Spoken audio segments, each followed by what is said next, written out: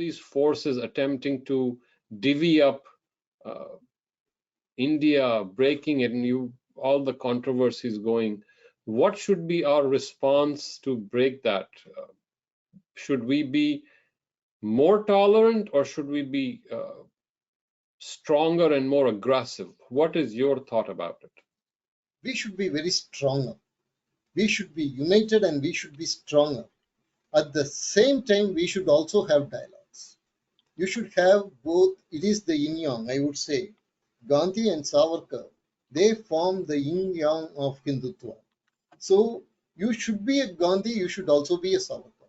There is no difference between Gandhi and Savarkar.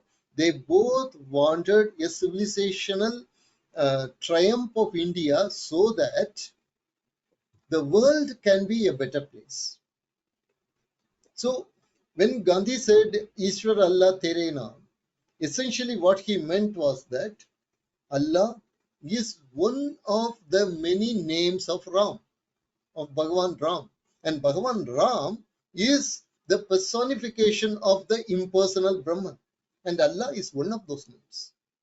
Now, there can be in a way not a grand, there cannot be another greater Hindutva statement than Ishwar Allah Tere Naam.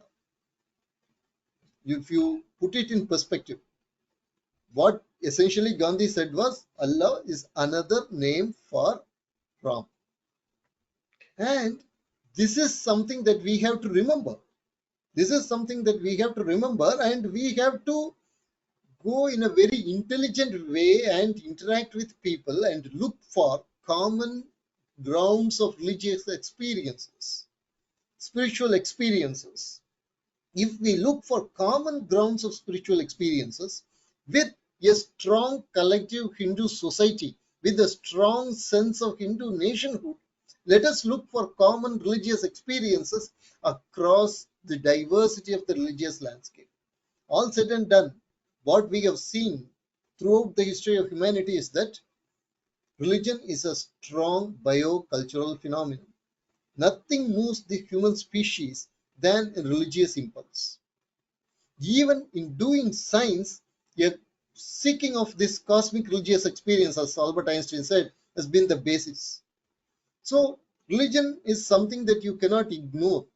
You cannot just like that tell that the whole world is moving towards secularism. The world is not moving towards secularism. More you put in secularism, more there is a backlash. There is fundamentalism and there is religious extremism and all that kind of things.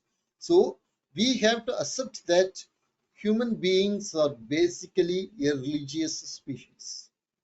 Once we understand this aspect, we should know how to deal with this phenomenon called religion. How do we deal with this phenomenon called religion? Go beyond the superficialities and go into the essence. That essence is the religious experience. Let us study this religious experience, make the people realize that their religious experiences are important and their outer forms are only an aid to these religious experiences. And that can be done by only India, in my opinion, because India has this civilizational understanding. Of course, it can be done by others also individually, but as a culture and a civilization, we are in a better place to do this particular thing. If we are to do this, first we have to make sure that we are a united, strong nation and a civilization. So for that, we need to realize that this is a Hindu nation. Now, when we tell Hindu nation, it translates to Hindu rashtra. Hindu rashtra is not a political goal to be achieved. It is an experiential truth to be realized by the individual.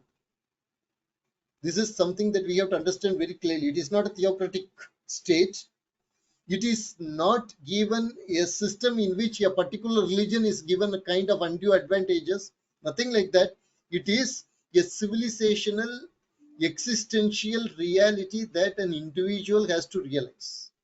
And if that happens, then we will be in a position to show the world a wonderful model to understand and appreciate the human diversity.